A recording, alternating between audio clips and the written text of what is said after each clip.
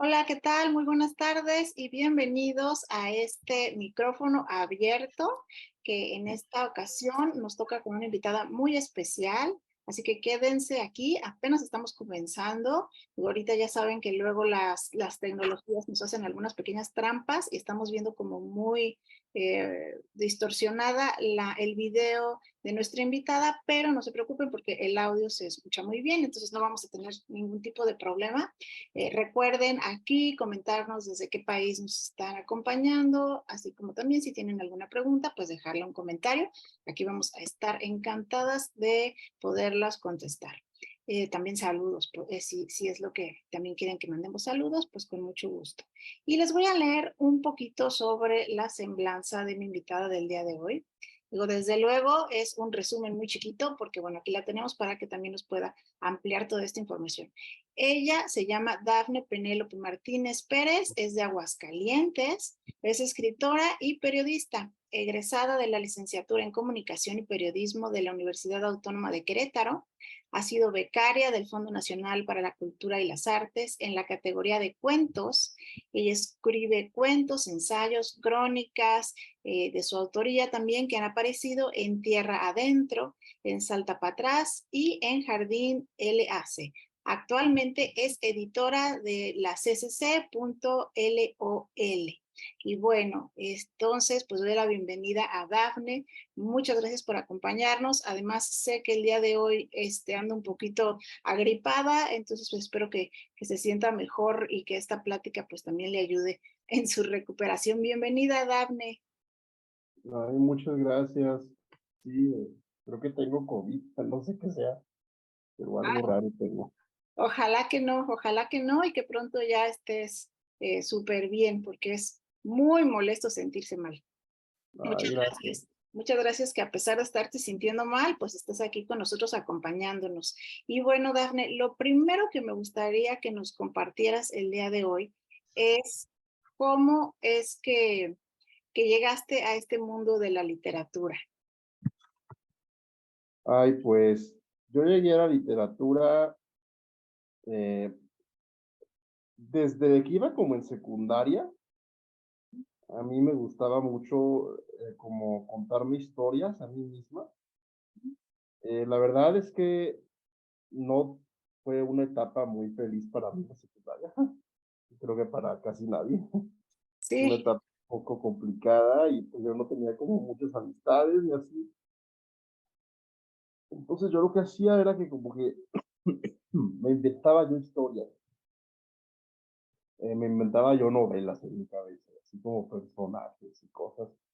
Eh, la mayor parte eran como de género fantástico, pero también hacía como thrillers de repente. Entonces un día yo me acuerdo que pensé, bueno, si me gusta inventarme historia, creo que me debería dedicar a la literatura, ¿no? Entonces, pues ya, un día ya cuando iba en prepa, vi un anuncio en el Museo de la Ciudad de que había un taller de literatura, de narrativa. Entonces me metí ahí y pues ya, empecé a incursionar como en estos ambientes donde había más gente que leía, que escribía, que hacía cosas. Yo todo esto lo hice antes de empezar formalmente mi proceso de transición, eh, lo cual también fue un tema. Algo bien interesante es que al principio, bueno, en este taller donde yo iba, nos pedían mucho como que enfatizáramos la primera persona, ¿no? ujú, Era muy como de cuéntame tu experiencia en primera persona de tal cosa, la primera vez que fuiste a tal lado y tal cosa. Entonces, seguir un método que se llama método lebreriano, que viene de un escritor uruguayo que se llama Mario Lebrero. Él pues, fue maestro de literatura y tenía ese método. Y aquí en Querétaro lo empezó a usar una señora que ahorita en Barcelona que se llama Carmen Simón. Pero bueno, el punto es que pues sí, el taller seguía ese método, que es un método muy insistente, como en esta parte de la primera persona y ponerte confesional y casi casi que pelearte con Dios mientras escribes. Entonces, al principio, a mí como que me costaba mucho trabajo narrar en primera persona. Se me hacía muy fácil cuando el ejercicio era de narrar en tercera, pero narrar en primera me costaba mucho. Ya después, conforme fui también yo avanzando en mi proceso personal, autodescubrimiento como persona trans, etcétera, ya entendí por qué entonces me costaba tanto escribir en primera persona. Pero el punto es que, pues sí, ahí empecé a darme cuenta del universo que había en términos de literatura, ¿no? Me di cuenta de descubrir muchos autores, sobre todo latinoamericanos, porque a la persona que daba el taller le gustaba mucho como leer, pues, que a Felisberto Hernández, a Macedonio Fernández, que a Jorge Luis Borges, mucho argentino, mucho uruguayo, mucho chileno de repente también. Ok, Entonces estoy descubriendo autores y autoras muy interesantes, Clarice Lispector, Armonía Somers, y empecé a decir, wow, o sea, hay un universo aquí que yo no conozco. Y ya, pues digamos que fue como comencé a acercarme formalmente a estos circuitos de escritores, ¿no? Profesionales, por llamarlo. claro, y definitivamente la literatura, pues yo digo, yo estoy convencida porque también me ha sucedido, yo creo que salva, ¿no? Es medicinal la literatura, no solo leer, también escribir. Entonces, esto que me comentas, pues sí me parece muy interesante. Y cuéntanos, entre estos autores que tú empezaste a descubrir, ¿cuáles eran con los que más te identificabas en ese entonces y si ha cambiado o cómo ha cambiado con el tiempo, ¿no? Eh, Había una argentina que por entonces era una nombrada editorial. Ahorita ya es una escritora muy reconocida. En aquella época ella solo tenía 2 libros. Eh, y, y era una escritora que era como una novedad y era un boom porque la señora tendría, por aquel entonces, por aquellos años, había tenido unos 38, 33 años. Ahorita llega a ir para los 50, 45 por ahí. Pero ella se llama Samantha Schweblin. Me acuerdo que lo que a mí me encantaba de Samantha Schweblin era cómo construía un universo fantástico, pero a partir de cosas muy concretas. Y no sé, o sea, sus cuentos, la verdad es que a la fecha me siguen volando la cabeza. Después de sacar esos 2 primeros libros que leí en ese taller, uno se llama El núcleo del disturbio y otro se llama Pájaros en la boca, pues esa banda empezó a sacar más libros, sobre todo de cuentos. Ahora le hicieron una entrevista y ella dijo que la mayor parte de lo que había en su biblioteca eran cuentos, porque se le da muy bien el cuento. Y pues ya, me gustó mucho Samantha. También descubrí en ese taller a Roberto Bolaño, que para mí es como, ahora le tiran mucho hate, yo no sé por qué, pero la verdad es que para mí es como un escritor que hay que leer sí o sí. Si a mí me dijeran un libro que toda persona de 20 años tiene que leer, yo diría por los detectives salvajes, indudablemente. ¿Qué más descubrí ahí? A varios autores estadounidenses también. Yo entré al taller con muchos prejuicios. Tenía como esta cosa anti-yankee de, pinches gringos, que no sé qué. Pero la verdad es que ahorita si me preguntas cuál es tu literatura favorita, yo diría sin problemas que la narrativa estadounidense es una de mis vertientes favoritas, porque los gringos son muy buenos contando historias, y sobre todo historias cortas. Entonces ahí descubrí también, pues, por ejemplo, a Carson McCullers, a esta Flannery O'Connor, que también es de mis favoritas, ¿no? Y a otras escritoras, sobre todo escritoras, porque hay por ahí un grupo de cuentistas, mujeres en Estados Unidos, haciendo cosas muy interesantes, pero también escritores. Pienso, por ejemplo, en Carver, en Shiver, David Markson, y no sé, o sea, como que para mí fue como descubrir un universo de autores y autoras que antes era inimaginable. Y eso fue lo que más me gustó a mí de mi experiencia en talleres literarios. Y a ti lo que más te gusta escribir es cuento en general, o bueno, vemos que crónica, vimos en tu semblanza crónica, pero está el cuento, ¿no? Con el que has hecho también como como clic, vamos a decir. Sí, a mí lo que más me gusta es el cuento, como a Samantha Schweblin. También me gusta la novela, pero la novela como que, no sé, siento que hay que se necesita mucha paciencia y mucho temple para escribir una novela, porque la novela se te puede salir de las manos muy fácil. Eh, Tomé un taller de narrativa también después con Horacio Guarpola. Ya había muerto su amigo Gerardo Arana, que es como un poeta y narrador muy consagrado, muy querido y muy genial también, que vivió aquí en Querétaro. Yo tomé un taller con Horacio hacia 2013, donde vi a otros narradores y narradoras también muy interesantes. Allí descubrí, por ejemplo, la narrativa japonesa, que también a la fecha es de mis favoritas, de Mishima, Barana Yoshimoto. De Barana Yoshimoto, algo que me encanta es que hace algo que es muy difícil de lograr, y es que tiene cuentos que son totalmente cursis, felices y rosas. Y es como de, güey, eso parece algo útil, pero es muy difícil de narrativa escribir algo de esa manera porque es muy, lo más sencillo cuando tú escribes, lo primero que te sale es como todo lo purulento, lo visceral, lo feo. Es como muy fácil irte a lugares muy feos. Y a mí también, de hecho, bueno, mis autoras favoritas, ahorita, autores favoritos, luego son también los que se van a lugares muy feos. Hay una ecuatoriana genial, que escribe unas novelas súper enfermas, se llama Mónica Ojeda.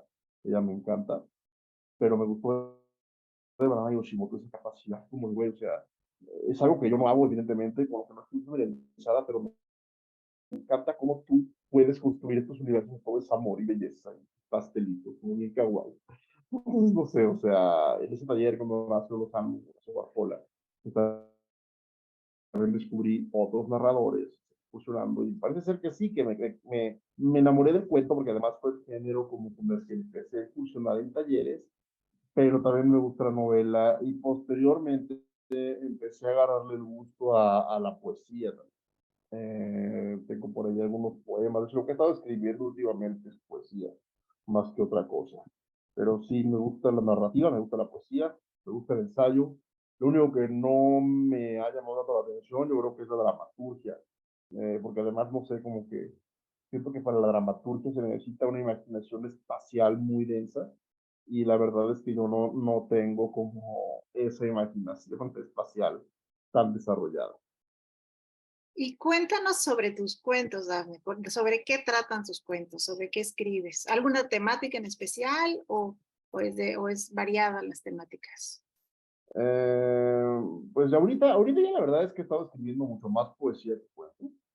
Antes sí escribía mucho más cuento. Tengo un libro publicado por una editorial que ya no existe. Bueno, sí existe, pero con otro nombre. Ahora se llama Sindicato Sentimental y está en León, Guanajuato. Antes se llamaba Montea. Y es un libro con cuentos que escribí muy joven. En esa época yo empezaba, que todavía no lo aceptaba, pero yo empezaba a descubrir mi identidad trans. Entonces, como que fue una época de muchas rupturas para mí porque yo vengo de una familia muy católica. Yo entré al taller narrativo libreriano con una persona muy católica que ustedes estado en el taller conmigo. Recordarán que yo era una persona muy conservadora, muy creyente, y muy de, no sé, de repente hasta me daban miedo ciertas temáticas que decía, ay, no, esto es pecado, y cosas así. Entonces, cuando yo empiezo a descubrir mi identidad, o no a descubrirla, porque en realidad, o sea, mi identidad la empecé a descubrir desde la adolescencia, así no es que desde la infancia, pero cuando comienzo a asumirla más bien, y a entender que pues vestirme de mujer no era pecado, ni mucho menos, era una forma de expresar algo que había dentro de mí que necesitaba salir, empiezo a tener una ruptura con esta cosmogonía tan conservadora, y eso me provoca mucha ira y mucha rabia. Rabia principalmente contra mi familia, pero también contra Dios, contra la familia como concepto, ahora sí que contra todos los valores conservadores y centrados en la familia y en estas cosas. Entonces yo escribí estos cuentos con mucha ira contra todo eso. Y son cuentos donde yo le tiro muy duro a la clase media, del bajío, le tiro duro a la hipocresía social. eh, Son cuentos donde yo me divierto haciendo que mis personajes, que son personajes muy normalitos, así como, pues muy gente de esas que diríamos no de bien y de provecho, hagan cosas atroces. Pero porque yo en mi proceso creativo pensaba, bueno, es que lo que yo quiero demostrar es que las cosas atroces las hace gente así, no las hacen monstruos en la esquina frotándose las manos, sino las hacen personas normales, o normales entre comillas, personas a las que el sistema les da todos los beneficios, les da el pase libre. Entonces tengo un cuento que para mí es un cuento muy complicado hoy en día releerlo, donde un abuelo, que es un abuelo que hasta irónicamente yo empatizo, ¿no? Que es un güey sano, un güey deportista, un hombre así como de familia, bien preocupado por todo, pues es un abusador de su nieta. Y luego hay otro cuento donde unos estudiantes universitarios, que son así como, y los jóvenes que estudian para ser mejores y no sé qué, se ponen borrachos y ácidos en un canal y matan un gato. O sea, no lo hacen unos lacras, unos marginales del barrio, lo hacen unos estudiantes universitarios. Entonces, no sé, creo que por eso me encanta ahora Mónica Ojeda, que adora precisamente este tipo de ejercicios.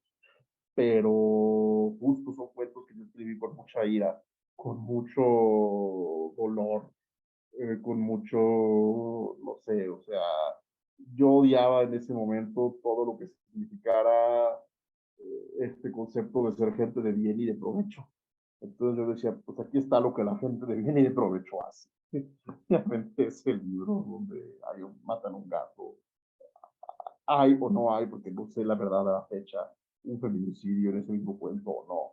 El abuelo abusa de la nieta y los papás del bebé que están en su casa en Candiles o un razonamiento similar, eh, están felices porque alejaron al bebé del ambiente miserable del que ellos vienen y ahora le han echado ganas, pero hay una balacera y de pronto les toca una bala perdida y el bebé los ve ensangrentados. O sea, no sé, o sea, es una cosa así, ese tipo de cuentos Mm. en ese libro en particular. Después quise escribir otras cosas como menos ya sombrías, pero empecé curiosamente a desbarrancarme hacia la poesía. Y también me tocó que ya fue la época en la que empecé a llevar un proceso de transición de manera más completa. Y bueno, eso en ocasiones me dejaba drenada para la escritura, me dejaba drenada para todo. Fue un proceso como de reajuste, de yo realmente sí quiero hacer esto, no quiero. La verdad es que al día de hoy yo te diría sí quiero, pero también ha sido como redescubrir mi voz narrativa, redescubrir mi voz poética, y ha sido un ejercicio interesante, un proceso muy interesante. Ya lo creo que sí, porque como nos estás contando, veo pues esta sanación, ¿no? También este proceso de autoentenderte, de auto, hasta como establecer quién eres y quién quieres ser. Y esto que señalas que además es muy cierto y es terrible, de estos estereotipos que existen contra los monstruos y contra la gente de mal, que desde luego no es así como nos han dicho, ¿no? En las películas, en los medios, y la gente que hace mal tiene cualquier tipo de rostro y puede ser, como bien señalas, la que vemos más normalmente, ¿no? En la sociedad. Entonces, Ujú. me encanta este proceso que nos cuentas, me parece de lo sanador y de lo más genuino y valioso. Y no sé si tú, digo, bueno, estás diciéndonos que todavía estás en este proceso de encontrar tu nueva voz narrativa, pero ¿cómo ves ahora tus producciones poéticas, por ejemplo, con comparación con lo que escribiste en un inicio, ahora tu poesía? ¿Sobre qué temáticas es en donde ha girado o qué sientes que tiene de, eh, pues de contrastante o de diferente con lo que escribías en un inicio? Además, Siento, obviamente, del género, ¿no? siento que de repente sigue siendo poesía medio sombría, Mm. pero ya no es una poesía tan de miren lo que hacen estos güeyes, que no sé qué, sino ya es una poesía más, digámoslo así, triste, pero más como meditativa, más como autoreferencial también, alusiva de pronto a los procesos de, por ejemplo, ahora estoy trabajando unos poemas que tratan justo de lenguaje como una especie limitación para la expresión, ¿no? O sea, porque claro, el lenguaje es la herramienta que usamos, pero también es una limitación de alguna manera, porque cuando tú estás escribiendo, estás dejando fuera infinitas posibilidades para trazar una sola línea, un solo camino. No sé, cómo estoy experimentando eso en poesía. Y también como poemas, tengo ya hechos varios poemas que son, te digo, así como más autorreferenciales. Tengo unos poemas, por ejemplo, muy pop, que tienen que ver como, pues con referencias a productos culturales que yo de adolescente consumía, ¿no?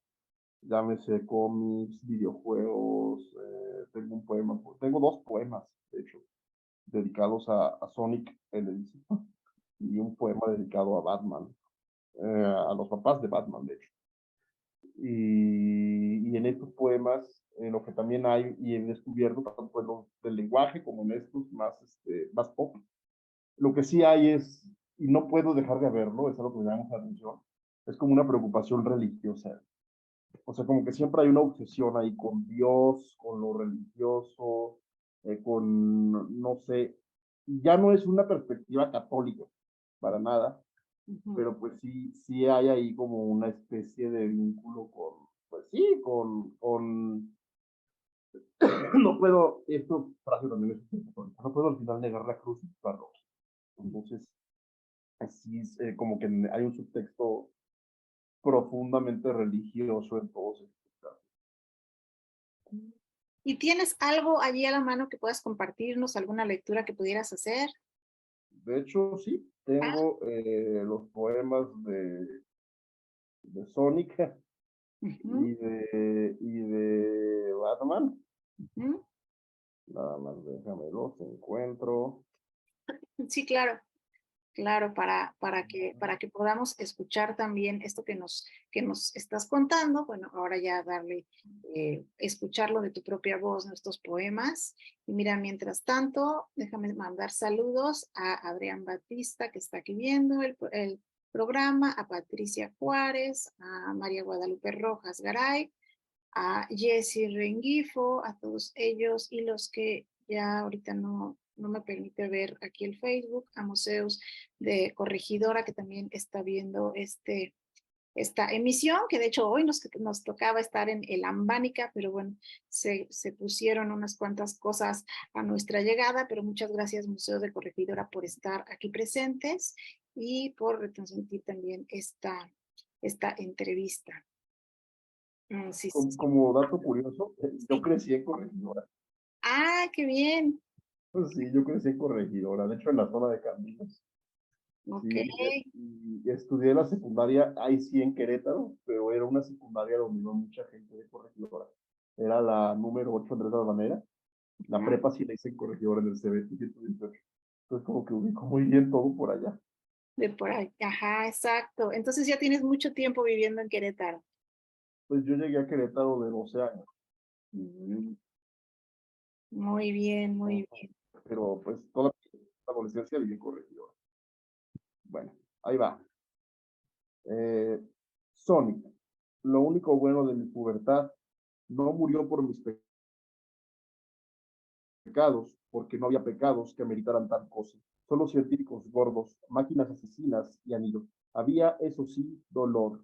Había los miércoles por la tarde, llenos de risa azotando mi espalda, llenos de muslos y piernas y manos, que se deslizaban torpes por la falda imaginaria que bordaban los libidinosos sueños de mis agresores.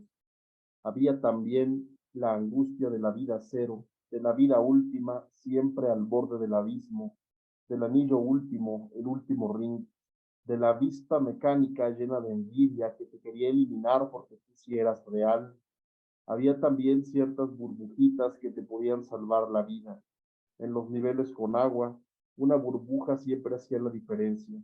En la vida real, no sé cuál es mi burbuja, pero la busco y la sueño y a veces la encuentro dentro de la poesía y a veces no. Entonces pienso que pronto me ahogaré.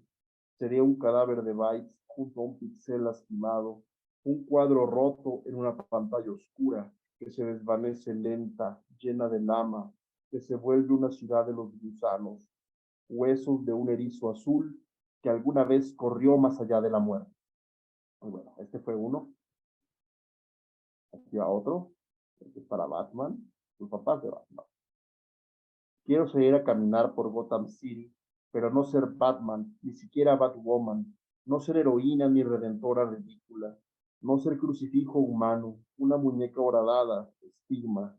Quiero ver la decadencia en carne propia, quiero pudrirme en ceniza, ser víscera purulenta que se desplaza magnífica sobre el concreto, habitarme mariposa negra con las alas rotas de plástico, tan llenas de sangre idiota, y llegar con el guasón y decirle eso, y llegar con el acertijo, ser su muerte, víbora desnuda entre sus huesos, y llegar con el pingüino y decirle, hey, amigo pingüino, yo también supe olvidar lo que era bello y bueno, y sepultarlo bajo 3 losas de pino en un río negro, y escupirle a los cadáveres impíos.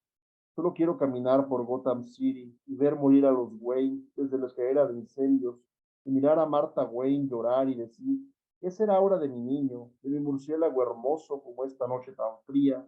Y decirle, Martha Wayne, también sé lo que es llorar lágrima inútil y recostarme en su pecho y llorar lágrima inútil con ella hasta que muera y ser entonces un charco de sangre bajo el pie de un policía de Gotham City con zapatos sucios, niños hambrientos en casa y muchas ganas de irse de ahí. Muy Bueno, bien, bravo, muy, muy potentes tus letras, las imágenes que creas y con el contexto que nos habías contado hace unos minutos, creo que es evidente, ¿no? Todo lo que nos estabas contando se transmite y queda retratado en tus poemas, que creo que son muy potentes y que además pues se necesita mucho valor, ¿no? También para ponerlos por escrito, para dejarlos ahí estableciendo también un sentir, ¿no? Entonces, bueno, pues yo quiero por mi parte felicitarte por estos poemas que nos has compartido. Creo que son muy, muy, muy valiosos. Y dinos si hay algún lugar en donde la gente que nos esté viendo, que esté interesada, puede conseguir tus poemas, puede conseguir tus cuentos. estoy ahorita en proceso de reeditar el libro con la nueva editorial, con el nuevo nombre de la editorial original, pues. Entonces, Ujú. cuando esté reeditado, pues yo te haré saber para que por ahí pases la voz. Ah, con Y todo gusto. además, pues también estoy tratando de compilarlos en un librito. Ujú. Por ahí tengo ya un título potencial para el librito y me gustaría también sacarlo pronto. Ese me gustaría mandarlo a Niño Down, es una editorial de la Ciudad de México que tienen por ahí unas muy interesantes, no de poesía sobre todo. Y pues he tenido varios acercamientos con ellos, no sé, vamos a ver qué pasa. Ojalá que le vaya muy bien, yo casi estoy segura de que así será. Y bueno, dinos también, digo, ahorita al final lo repites, pero dinos en dónde puede la gente contactarte, tus redes sociales.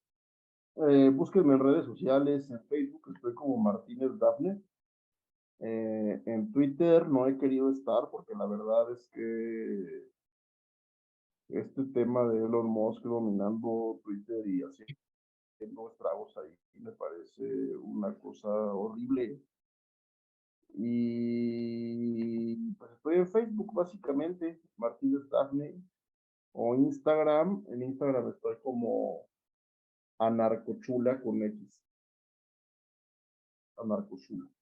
Ok, muy bien, pues ya saben dónde seguir a Dafne y también pues esperar noticias próximamente de sus publicaciones. ¿Y cómo ha sido para ti este camino? Porque bueno, por un lado es difícil expresarse, encontrar la voz personal, animarse a escribir, pero ¿cómo ha sido para ti el proceso de publicar?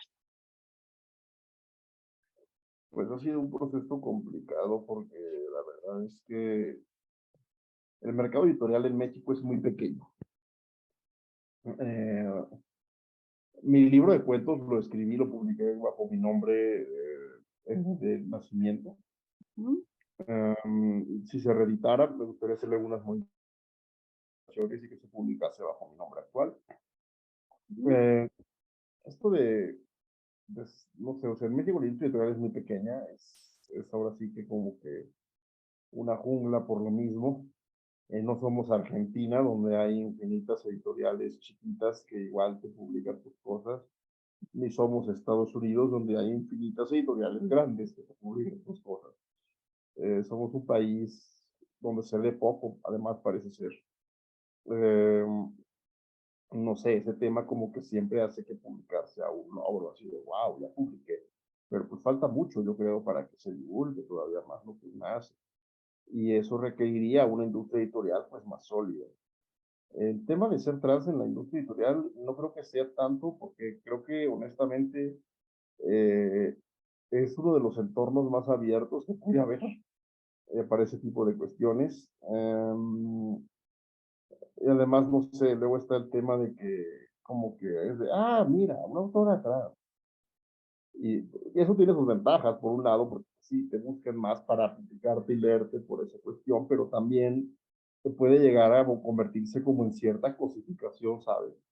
Y llega un punto en el que solamente si eres trans, ah, pues ¿por qué no escribes sobre las vivencias trans? Pues, güey, porque no existe tal cosa.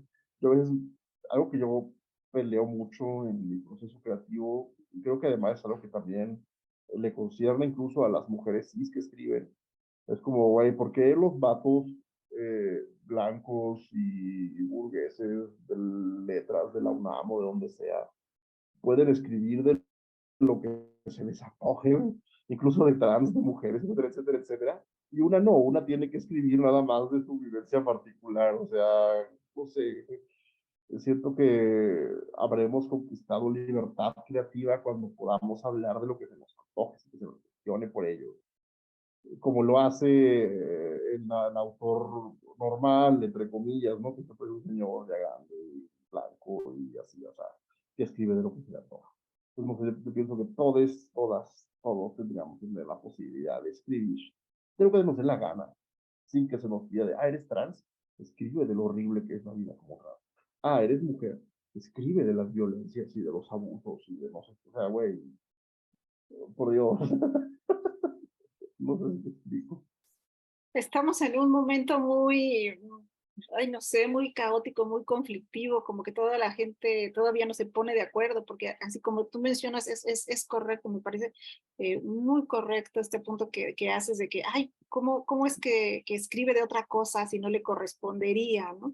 Pero al mismo tiempo también luego les molesta. A mí me ha pasado que escribo y que escribo cosas así como muy de violencia de género, hay otra historia feminista, hay otra historia de mujeres. Entonces es esa contradicción de que esperan que sigamos escribiendo lo mismo, pero de todos modos ya también están cansados de esas historias. Es algo muy, muy extraño que está pasando, pero como bien dice, se habrá alcanzado esta libertad creativa cuando ya toda la gente pueda escribir sin que se le cuestione, ¿no?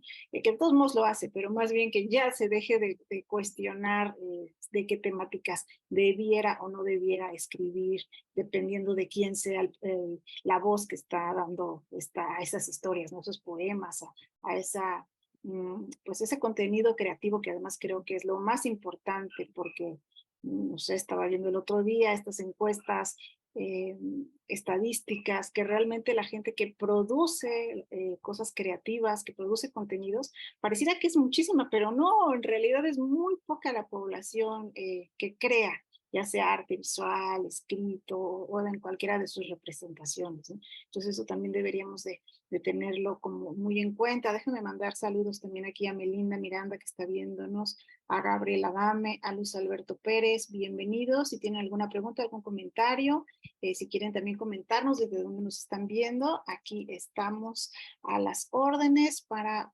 contestarles. Y bueno, Dafne, no sé si tengas algo más que quieras leernos por allí, que quieras compartirnos. Sí, pero primero, comentando un poco lo que dices, pues Ujú. sí, o sea, también luego tenemos que escribir sobre estas cosas porque también vivimos violencias reales, ¿no? Que el señor maestro de Harvard no vive. Ujú. Y eso hay que visibilizarlo, pero pues no sé, de repente sí como pareciera que más bien quieren que no escribamos para nada, ¿verdad?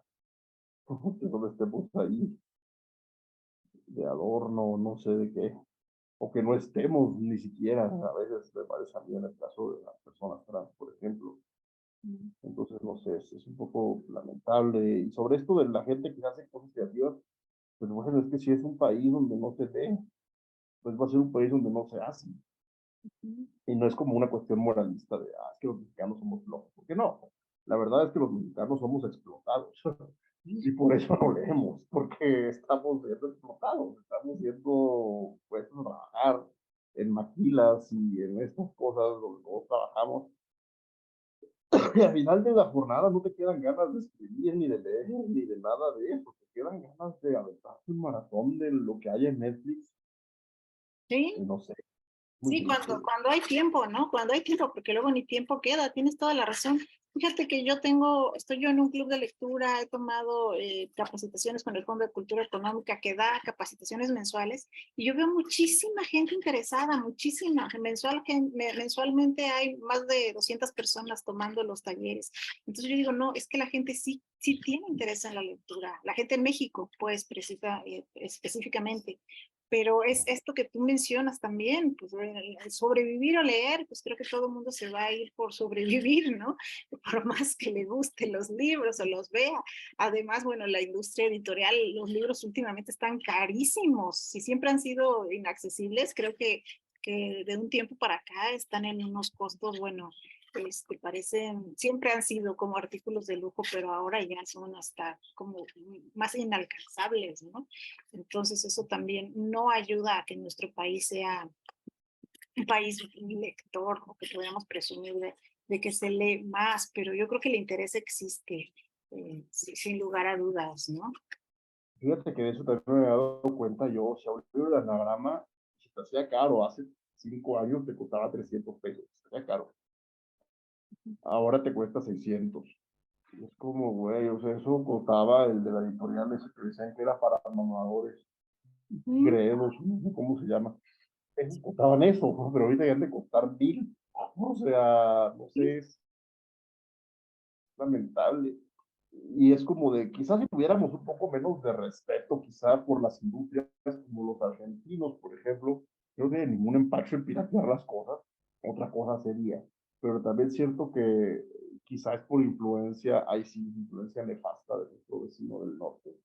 En México tenemos un respeto desmedido por la propiedad privada en ese sentido, ¿no? Como, no sé, es una ideología muy tejana que nos han metido aquí a calzado.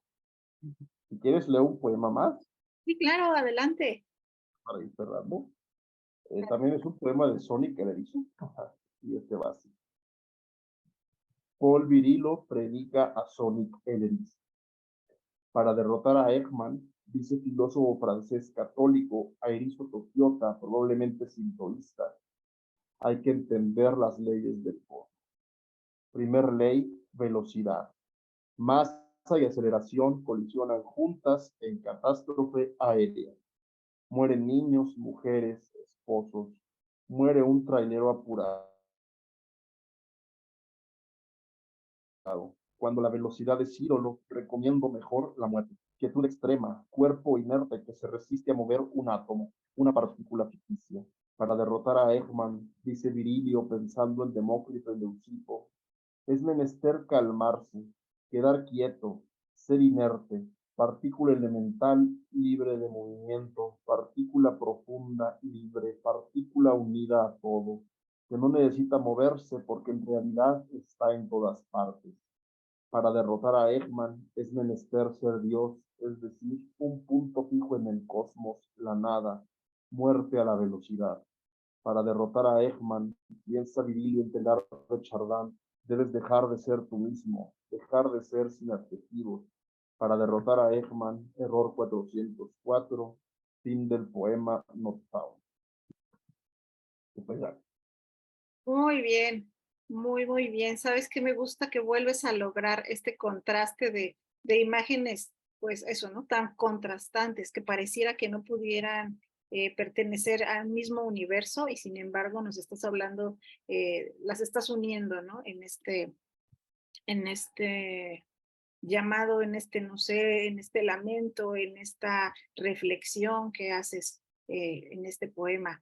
Muchas felicidades, Dafne. Me gusta mucho cómo lo que nos has contado está palpable en lo que nos lees. O sea, se puede ver este proceso que nos has dicho que has tenido, estos sentimientos que han acompañado también tus letras, podemos ser testigos, ¿no? Al escucharte.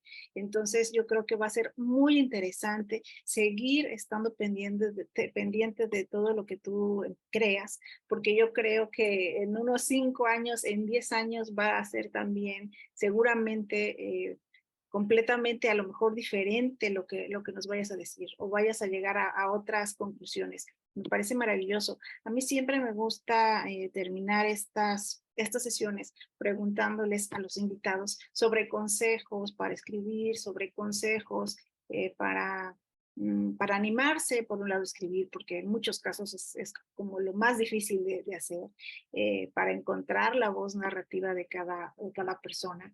Pero desde luego que quiero hacerte la misma pregunta a ti, pero también no quiero dejar pasar la oportunidad, como nos has comentado y nos has compartido, de que también nos hables de esta parte, de estos consejos que podrías dar para escribir, pero también si específicamente nos estuviera viendo alguna persona que esté pasando por esta transición también, o con no sé, a lo mejor que esté en unas etapas muy tempranas de estas dudas, que no encuentra cómo es que se siente con esto que tú nos comentabas al principio, que tenías otro pensamiento muy reservado, totalmente religioso. ¿Qué consejos les podrías dar también específicamente a esos creadores en nacimiento, ¿no? Vamos a decir, para, pues para que logren lo que ahora tú ya tienes más dominado, que es esto de atreverse a escribir, de querer publicar, que no es fácil desde luego, pero que ya no sea lo anterior un freno, ¿no? Pues yo les diría ahora sí que escriban, escriban, escriban, no se desalienten. Va a haber gente que me va a decir, es que eso para qué sirve, eso no te genera. No importa, ustedes escriban, escriban, escriban, escriban. Y más que escribir, lean, lean mucho, nunca dejen de leer. Eh, Como tú dijiste hace rato, yo creo que escribir y leer van muy de la mano. O sea, cuando lees, estás escribiendo con la mente. Cuando escribes, en cierto sentido, estás leyendo. Escribimos lo que nos gustaría leer, creo yo. Entonces sí, lean, lean, lean, lean, lean, lean mucho.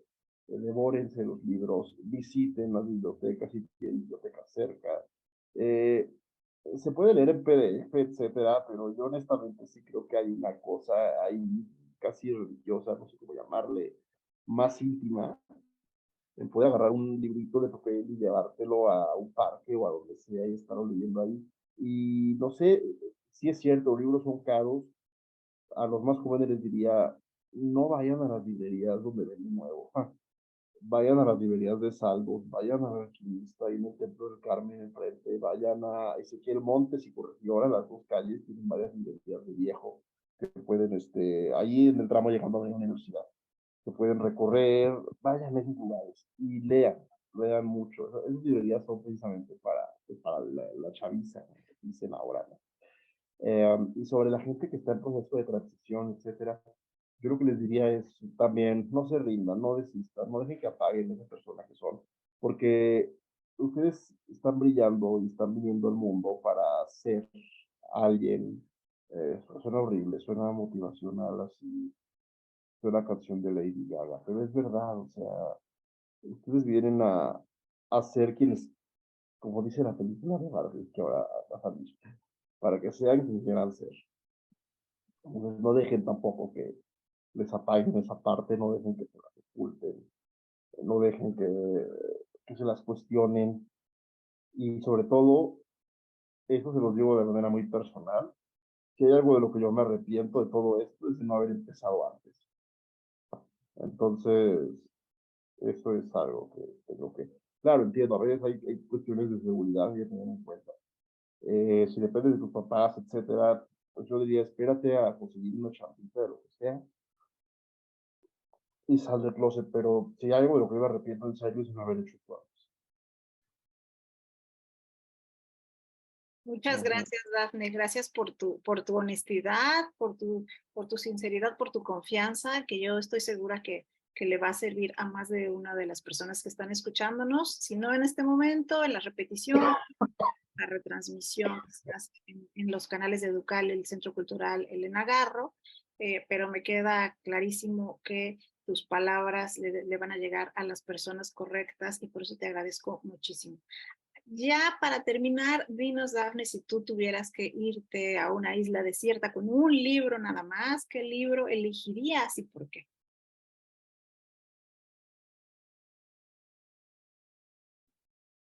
Yo creo que o Los Detectives Salvajes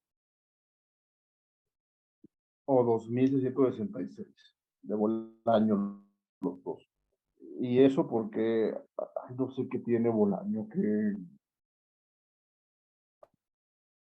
no sé, me parece un autor que dice tanto de la condición humana, incluso de una manera tan bonita y tan completa. Entonces creo que me llevaría a cualquiera de esos dos.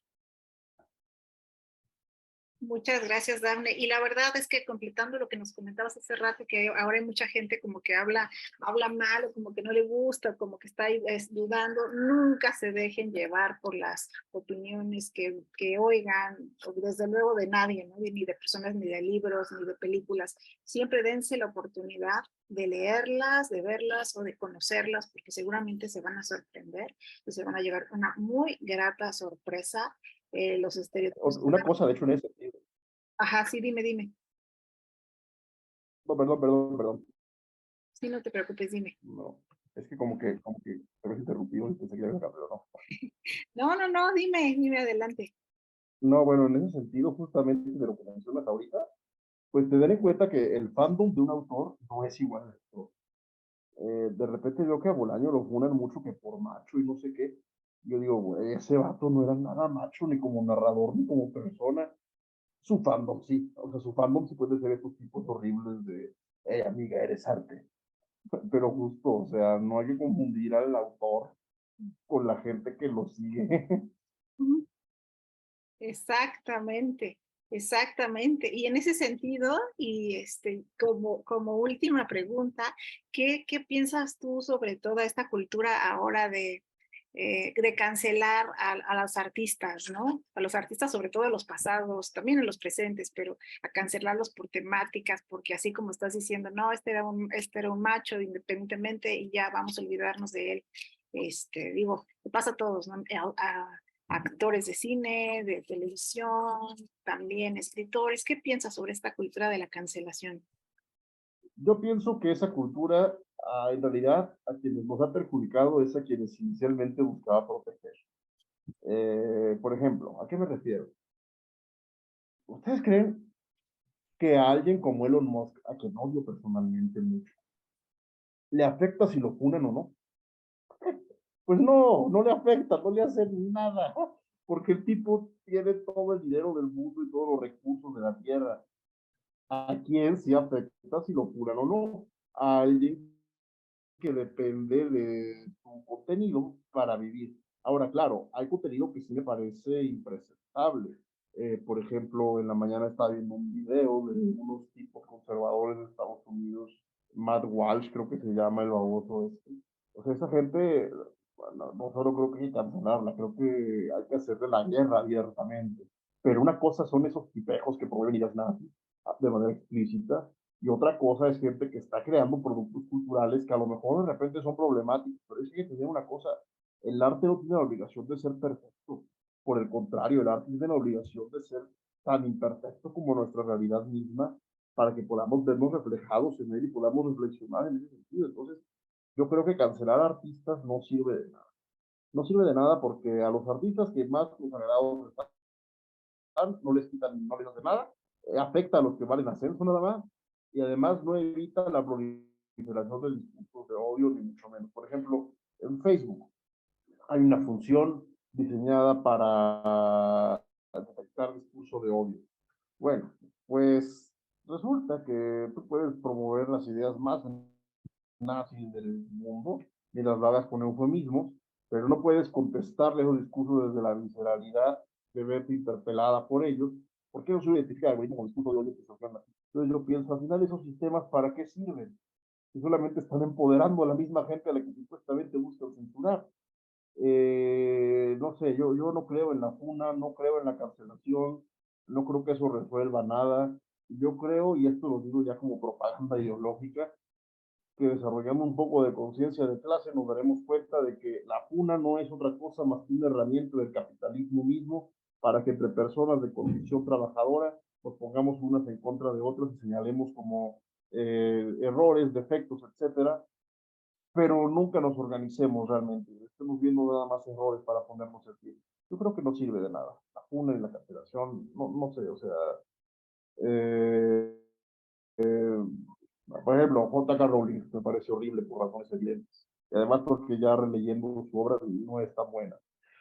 Pero aún así digo, güey, o sea, y cancelarla le va a quitar lo millonaria que es. No, o sea, no le va a hacer nada y va a seguir ahí. Entonces, no sé, o sea, no sirve desde mi perspectiva hacer esos ejercicios. No creo que aporte. Creo que de hecho a largo plazo son contraproducentes, justo para los grupos que supuestamente buscan utilizarlos para empoderarse.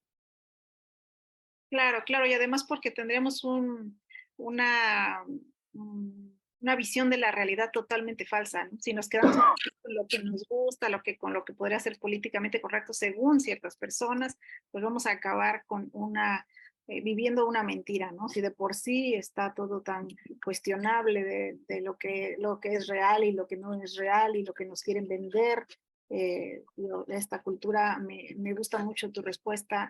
Me quedo con esto que dices, que el arte no tiene por qué ser perfecto, ¿no? No tiene la obligación de ser perfecto.